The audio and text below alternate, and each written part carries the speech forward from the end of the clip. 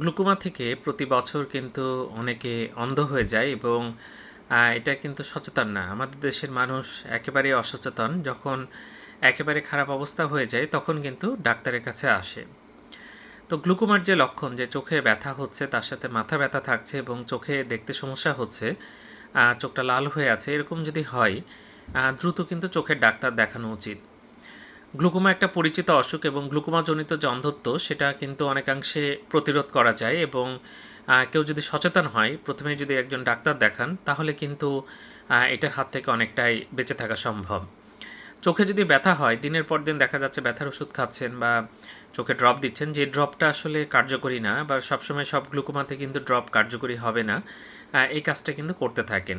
যাই হোক, এই ভুলগুলো যেন না হয়। চোখে ব্যথা, চোখ লাল হয়ে যাওয়া, মাথা ব্যথা, এসব সমস্যা যদি কারো থাকে, খুব দ্রুত ডাক্তারের কাছে যাবেন এবং তিনি এটা সঠিক চিকিৎসা করলে কেবল আপনি এই অন্ধত্বের হাত থেকে বেঁচে থাকতে পারবেন।